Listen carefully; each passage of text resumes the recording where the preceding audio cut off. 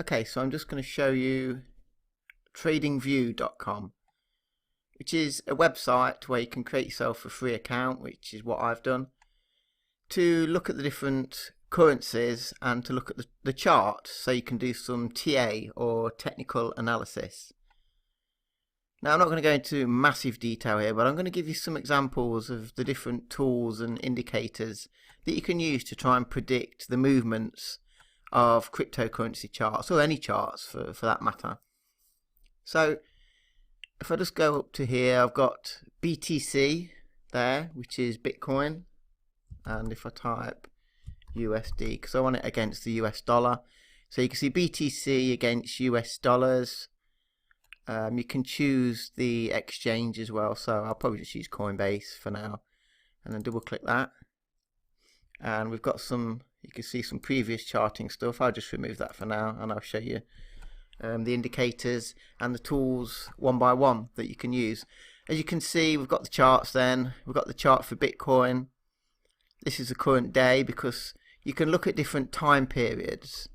So each one of these green and red candles, as we call them, is 1 day in duration. So we can change that to look at 1 hour. So each one of these is the last sort of hour. That's the last hour, and that's the one before.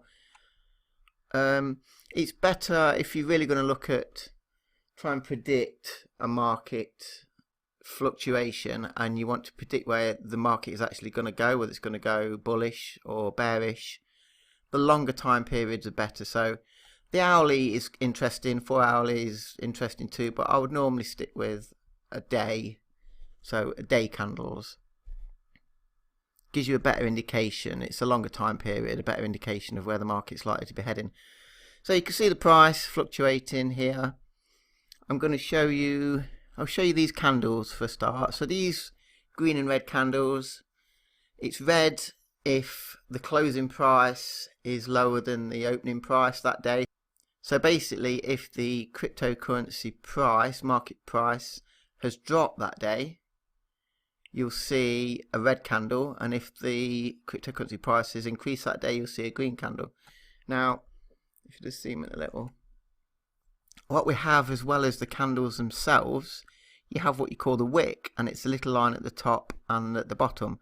And all that shows you is the highest price that day and the lowest price that day. So we've got the, on a red candle, we've got the opening price there, the closing price there, and then the wick is the sort of highest price that day, and the lower wick there, it's the lowest price that day. And the same applies to the green candles, but the green candles are pointing upwards. So I suppose you've got the opening price there, the closing price there, and then you've got the high and low. And you can see these values up here as well. You've got the opening, the high, the low, and the closing price. So that's the candles kind of explained. I'll just move that out of the way. You've got the hourly, like I said, 4 hourly, daily, weekly, and you can change to completely different time periods if you wish, and you can favorite them as well with these little stars. So I just want to put some lines on here, because I'm going to show you some trend lines. So because I'm using the mouse wheel at the moment to zoom out so you can see a longer time period. So I think let's just look at that. And we've got all these different tools down here now. I'm not going to try and explain every single one of them, because to be honest, I don't know what every single one of them is, but I'm just going to explain some of the simpler ones. So one of the basic things is a trend line. So if I just draw just a line at random at the moment, and I'm going to move it, you're going to see I'm going to move it just as an example. Let's just start it here. See where the bottom here, and the bottom there, and the bottom there, the bottom of those dips, there's kind of a bit of a pattern with those, because they all line up to a good degree, quite closely, not perfectly, but they line up fairly well. So let's zoom in a little. You might want to draw a general trend line for the cryptocurrency, it's Bitcoin at the moment, price going upwards that way. But as you can see, actually at this point it started to drop, so I'll just move that out of the way. So you could put a number of other different lines on here. If I just Draw another one. See these points? And when you do a trend line, it's good to have like 3 points that touch the line. So if I draw that, I'm going to zoom out a little.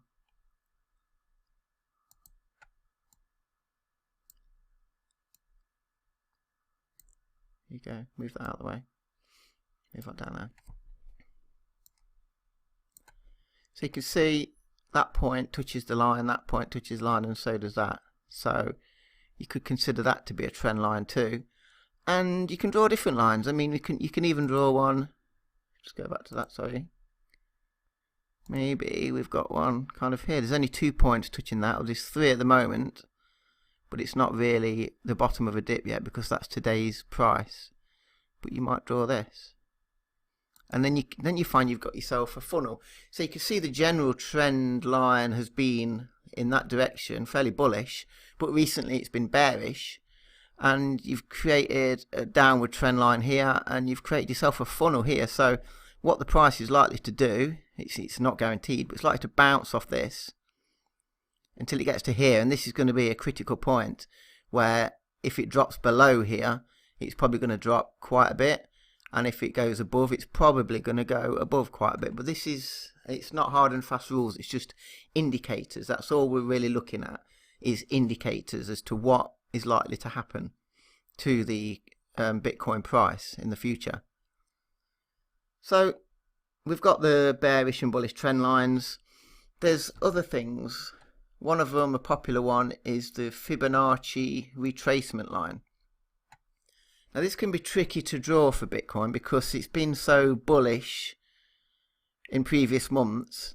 You would normally start the retracement at the bottom of a dip, so it's kind of where the bull market started. But if you look at the history of Bitcoin, where would you actually draw that? At which point would you actually say that the bull market really started? Did it start there or there or there? So there's a lot of interpretation required. There's no hard and fast rules. We're just looking for indicators. So you might say, okay, we've got this here, this little line here, and this is the bottom of this dip. So we draw the Fibonacci retracement from there up to the peak, which is there, and across here. And let's drag that across.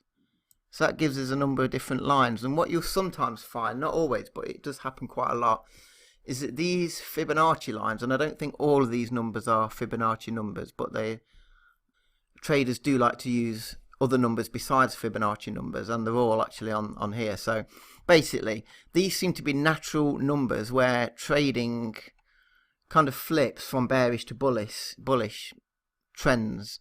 So you'll see these lines is kind of a natural support. Well, it's a resistance line, sorry. So just to explain support and resistance, so this is a support line down here where the price went down to this level and it kind of bounced off. So we call that a level of support at this level, and a level of support at this level as well, and here you can see. And the opposite to that, where a price is going up but it stops going up and then bounces back down, is a level of resistance. So you've got support and resistance lines, and the Bitcoin price will tend to bounce off these lines, and you'll see that probably not perfectly because we're never really sure whether we should draw the retracement from this point or from this point, but you can see these lines. So that's the level of resistance to the price. So the price got to that level, it bounced off, went back down here, it didn't go below this level of support. It did go slightly above that, and then it bounced back down, and you can see when it went below it, it went quite a long way below. And then when it went back up again, it's found a level of resistance at that point. So these lines are actually quite useful, and you will see patterns. And I think, to be honest, I think it's kind of self-fulfilling because a lot of traders, technical analysts, will look at these lines and interpret them the same way. So if you see the price go up to that point and it drops slightly, I think most traders will realize that the price is going to drop a fair amount at that point. It didn't make it through this line of resistance, So it's likely to drop quite a bit. And it's kind of a self-fulfilling prophecy, because a lot of traders will interpret that as, okay, I think it's going to drop, and the market will actually drop. It can be because of sort of trader psychology, that everybody thinks the same thing at the same time, and it does actually happen as a self-fulfilling prophecy. So that's Fibonacci retracement lines. We've also got, let's have a look, go to indicators. In my little favourites, we've got one called, well, let's have a look at the volume, because volume is the simplest for a start. So this is the trading volume at any point. I suppose as an indicator, if you're looking for, okay, a switch in what the market is doing, okay, it was bearish there, sorry, bullish there, and it got to this level of resistance, and then it went bearish. So to give you an indication of the severity of this change in direction, you'd look at the volume, and if the volume's high, then it's a fair chance there's going to be it's going to have quite an impact. But where the volume's low, it doesn't normally have a massive impact. So you can see the volume's high at this point. So there's quite a lot going on around here. And you see the volume started to ramp up here.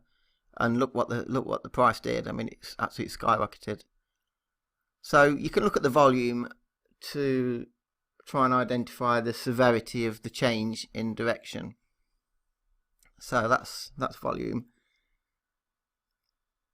There's another one called MACD, and it's nothing to do with McDonald's. It means moving average convergence divergence. And I don't want to bore you with the details of how that works, but I'll just show you. Just add it to this. So all you really need to know for our purposes is this, and you notice some real patterns here.